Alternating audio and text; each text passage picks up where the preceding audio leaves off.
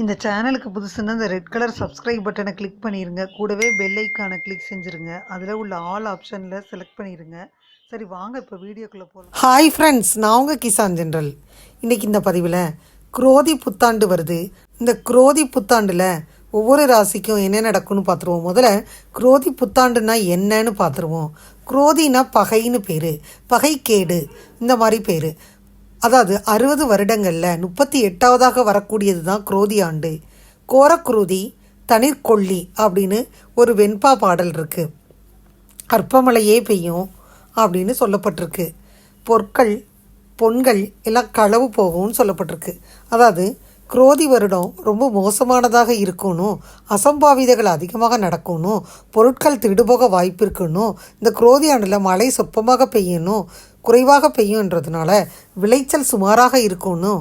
இந்த குரோதி ஆண்டை பற்றி சொல்கிறது மட்டுமல்லாமல் கடவுள் மீது நமக்கு இருக்கக்கூடிய நம்பிக்கையும் குறைந்து போக வாய்ப்பு இருக்குது அப்படின்னு சொல்லப்படுது. எந்த காரணத்தை கொண்டும் கடவுள் மீது பக்தியை குறைச்சிக்கிறாதீங்க.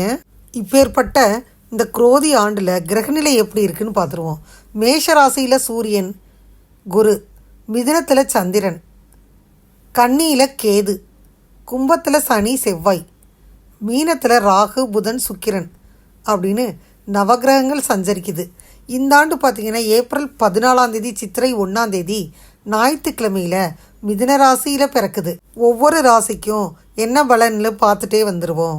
இன்னும் சில மாதங்களிலேயே பிறக்கப் போகும் இந்த தமிழ் புத்தாண்டு சில மாதங்களில் பிறக்க போகிறதுனால பலரது வாழ்க்கையில் பல அதிரடி மாற்றங்களை இது ஏற்படுத்த போகுது. காரணம் என்னன்னு பார்த்தீங்கன்னா, சித்திரை மாதத்தில் குரு பகவான் 12 ஆண்டுகளுக்கு பின்னாடி ரிஷபராசிக்கு இடப்பெயர்ச்சி அடைய போகிறாரு.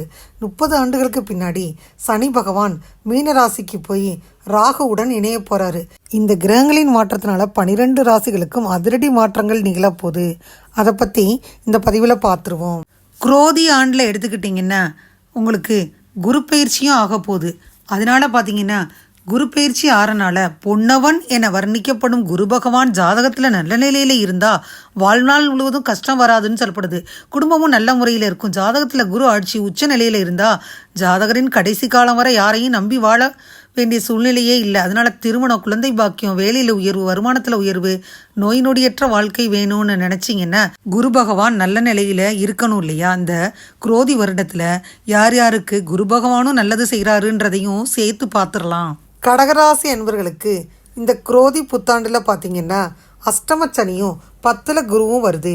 சற்று கவனமாக நடந்துக்கணும். அதாவது குரோதி வருடம் கொஞ்சம் கவனமாக நடக்கக்கூடிய வருடமாக கடகராசி அன்பர்களுக்கு அமையும்.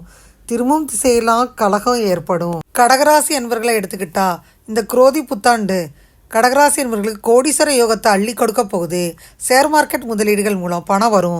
வேலை செய்யும் இடத்திலும் வேலையிலும் இருந்த பிரச்சனைகள் எல்லாம் நீங்கும். கடன் தொல்லைகள் எல்லாம் நீங்கும். உங்களின் செல்வாக்கு உயரும். கோடி கோடியாக செல்வம் குவிய போகுது. செல்வ வளம் பெருகும். சேமிப்பு கைகூடி வரும். தொட்டது தொடங்கும்.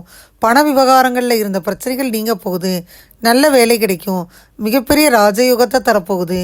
தொழில் வியாபாரத்தில் முதலீடு செய்யும் பணம் வீண் போகாது. கடகராசி என்பவர்களுக்கு எடுத்துக்கிட்டிங்கன்னா இந்த புத்தாண்டில் வரவேண்டிய பணம் வந்து சேர்ந்துடும். கடன் தொல்லை ஒரேடியாக முடிவடைஞ்சிரும். தம்பதிகளுக்கு இடையே நெருக்கம் அதிகரிக்கும். வேலை செய்யும் இடத்துலும் சரி, நீங்கள் வீட்லேயும் சரி பிரச்சனைகள் நீங்கும். மாணவர்களுக்கு விரும்பும் உயர்கல்வி தேடி வரும். தொழில் வியாபாரத்தில் முதலீடு செய்யும் பணம் ரெட்டிப்பு லாபத்தை தரப்போகுது. ஃப்ரெண்ட்ஸ், கடகராசி அன்பர்களை எடுத்துக்கிட்டிங்கன்னா இந்த குரோதி புத்தாண்டில் கடகராசி என்பவர்களை எடுத்துக்கிட்டா கடகராசி என்பவர்களுக்கு 3, 5, 7ஆம் வீடுகளில் குருவின் பார்வை விழுகுது. உங்களுக்கு வரவேண்டிய பணம் தக்க நேரத்தில் வந்து சேரும். பழைய கடன் ஃபைசல் செய்ய வழி கிடைக்கும். கவலைகள் காணாமல் போகும். குடும்பத்தில் சந்தோஷம் அதிகரிக்கும். தம்பதிகளுக்கு இடையே நெருக்கம் அதிகரிக்கும். இளைய சகோதரியின் தடைப்பட்ட திருமணம் சிறப்பாக முடியும். 11ஆம் வீட்டில் குரு பயணம் செய்கிறாரு. மூத்த சகோதரர் உற்ற துணையாக இருப்பார். ஷேர் மார்க்கெட் முதலீடுகள் மூலம் பணம் வரும். வேலை செய்யும் இடத்துல வேலையிலும் இருந்த பிரச்சனைகள் நீங்கும். கடன் தொல்லைகள் நீங்கும். உங்களின் செல்வாக்கு உயரும். கோடி கோடியாக செல்வம் குவிய போகுது. உங்கள் ராசிக்கு 3ஆம் வீடான தைரியஸ்தானத்தில் குரு பார்க்குறாரு. உங்கள் தைரியம் அதிகரிக்கும். பூர்வீக சொத்துக்களில் இருந்து லாபம் கிடைக்கும். பிஸ்னஸ் மூலம் நல்லா லாபம் ஏற்படும். குரு பகவான் களத்திரஸ்தானத்தை பார்க்கிறாரு. கவலைகள் காணாமல் போகும். புதிய சொத்துக்கள் வாங்குவீங்க. திருமண சுபகாரியம் கைகூடி வருது. பூர்வீக புண்ணியம் நடக்கும். பூர்வ புண்ணிய ஜென்ம புண்ணியம் எல்லாமே குருவின் பார்வைப்படுறதுனால பிள்ளைகளுக்கு நன்மைகள் கிடைக்கும். மாணவர்களுக்கு நீங்கள் விரும்பும் உயர்கல்வி தேடி வரப்போகுது. ராகுகேது பயணமும் உங்கள் 9ஆம் வீடான பாக்கியஸ்தானத்தில் பயணம் செய்கிறாரு. செல்வ வளம் பெருகுது. சேமிப்பு கைகூடி வருது. தொட்டது தொடங்குது. மிகப்பெரிய ராஜயோகத்தை தரப்போகுது. தொழில் வியாபாரத்தில் முதலீடு செய்யும் பணம் ரெட்டிப்பாகுது. பண விவகாரங்களில் இருந்த பிரச்சனைகள் நீங்க போகுது. நல்ல வேலை கிடைக்க போகுது. முயற்சி ஸ்தானத்தில் கேது அமர்றாரு. பதவி அதிகாரம் தேடி வருது. தைரியம் தன்னம்பிக்கை அதிகரிக்க போகுது. தடைகள் உடைய போகுது. 8ஆம் வீட்டில் அஷ்டமச்சனியாக ஆட்சி பெற்று பயணம் செய்கிற சனி பகவானால் ஆட்டி வைக்குமே அப்படின்னு அச்சப்படுறீங்க. ஆனால் பார்த்தீங்கன்னா தொழில் வியாபாரத்தில் அகலக்கால் மட்டும் வைக்காதீங்க. பண இழப்பு, பொருள் இழப்பு ஏற்படும். புதிய தொழில் எதுவும் இந்த காலகட்டத்தில் ஆரம்பிக்க வேணாம். வேலை செய்யும் இடத்துல யாரையும் நம்பியும் பொறுப்புகளை ஒப்படைக்க வேணாம். அதுவே உங்களுக்கு சிக்கலாயிரும். பாக்கிய சனியை எடுத்துக்கிட்டா எந்த காரியம் செய்வதற்கு முன்னாடியும் எடுத்தேன் கவிழ்த்தேன்னு செஞ்சு மாட்டிக்கிற வேண்டாம். கால்கள் எலும்புகளில் பிரச்சனை வரக்கூடும். கவனம் தேவை. திருமண வாழ்க்கையில் இருந்தீங்கன்னா விட்டு கொடுத்து போங்க. அதுதான் நல்லது. கணவன் மனைவியிடையே சின்ன சின்ன சண்டைகள் வந்து போகும்.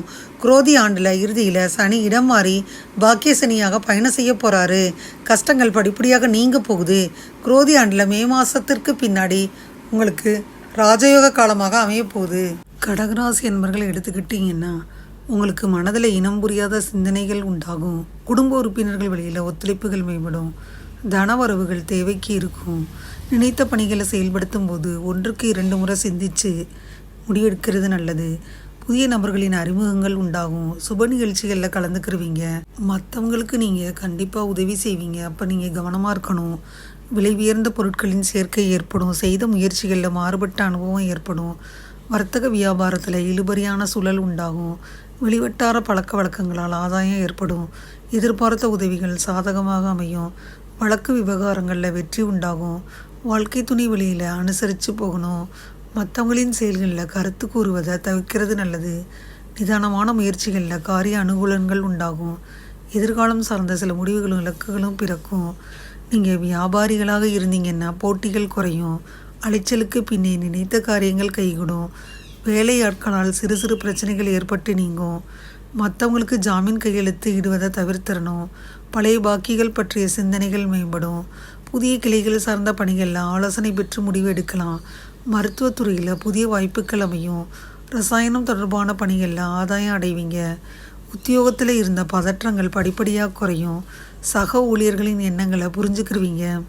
வெளிநாடு போவதற்கான சூழல் உண்டாகும். திறமைக்கு உண்டான மதிப்புகள் கிடைக்கும். சில முடிவுகளில் அனுபவ அறிவு வெளிப்படும். போட்டித் தேர்வுகளில் எதிர்பார்த்த முடிவுகள் சாதகமாகும். உணர்ச்சி வசமான பேச்சுக்களை தவிர்த்திடணும். கலைத்துறையை சேர்ந்தவங்களாக இருந்தீங்கன்னா சாதகமான வாய்ப்புகள் ஏற்படும். வெளிநாடு போக திட்டம் போட்டிருந்தீங்கன்னா அதற்குரிய வாய்ப்புகள் தேடி வரும். புதிய மாற்றம் உண்டாகும். அரசாங்க அனுகூலம் ஏற்படும். உடல் ஆரோக்கியத்தில் ஏற்ற இறக்கம் ஏற்படும். தேவைகளை நிறைவேற்றிக் கொள்வீங்க. வெளிவட்டாரத்தில் மதிப்புகள் உயரும். அரசியல்வாதிகள் முன்கோபம் இல்லாமல் செயல்படணும். நண்பர்களிடையே சிறு சிறு விவாதங்கள் தோன்றி மறையும். தன்னம்பிக்கையுடன் செயல்படணும். கட்சி மேலிடத்தில் எதிர்பார்த்த ஆதரவுகள் சாதகமாகும். வெளிநாட்டு ஒப்பந்தங்கள் கைகூடும். எதிர்பாலின மக்கள் விஷயத்தில் கவனமாக இருக்கணும். வழக்குகளில் இருந்த அலைச்சல்கள் குறையும். குடும்ப விஷயங்களில் பொறுமை காப்பது நல்லது. புதிய வீடு மற்றும் வாகனம் வாங்குறது இந்த எண்ணங்கள் கைகூடும். கொடுக்கல் வாங்கலில் திருப்திகரமான சூழல் இருக்கும். பெரியோர்களின் ஆலோசனைகளை கேட்டு நடப்பது நல்லது. அவசரப்படாமல் நிதானமாக எதையும் செஞ்சிங்கன்னா வெற்றி சாதகமாக கண்டிப்பாக அமையும். தடைப்பட்ட சொந்த வேலைகளை செஞ்சு முடிப்பீங்க. குழந்தைகள் இடத்துல விவாதம் ஏற்படும். நீங்கள் மாணவ மணிகளாக இருந்தீங்கன்னா கல்வியில் இருந்த போட்டிகள் விலகும். எதையும் சமாளிக்கும் மனப்பக்குவமெல்லாம் உண்டாகும். விவேகமான பேச்சுக்களை நன்மதிப்பை ஏற்படுத்தும். ஆசிரியர்களின் ஆலோசனைகள் சில மாற்றங்களை உண்டாக்கும். வெளியூர் சார்ந்த சில பயணங்கள் கைகூடும். அரசு உதவிகள் தாமதம் ஏற்படும். துர்க்கையம்மனை அர்ச்சனை செஞ்சு வழிபாடு செஞ்சிங்கன்னா செயல்களில் இருந்த தடை தாமதங்கள் விலகும். மனதளவில் தெளிவுகள் கண்டிப்பாக பிறக்கும். இதுவரை இந்த பதிவில் கடகராசி என்பவர்களுக்கான குரோதி வருடம் 2024 வருடத்திற்கான ராசி பலனை முழுமையாக பார்த்தோம். அந்த பதிவு நிச்சயமாக உங்களுக்கு யூஸ்ஃபுல்லாக இருக்கும்னு நினைக்கிறேன். இந்த பதிவு உங்களுக்கு பிடிச்சிருந்தா லைக் பண்ணுங்கள். மறக்காமல் கிசான் தென்றல் சேனலை சப்ஸ்கிரைப் பண்ணுங்கள். கூடவே இந்த பெல்லைக்கான ப்ரெஸ் பண்ணுங்கள். அப்போ தானே வீடியோ போட்ட உடனே உங்களுக்கு நோட்டிஃபிகேஷன் வரும். தேங்க்யூ ஃபார் வாட்சிங். Thank you friends. பாய். அடுத்த வீடியோவில் பார்ப்போம்.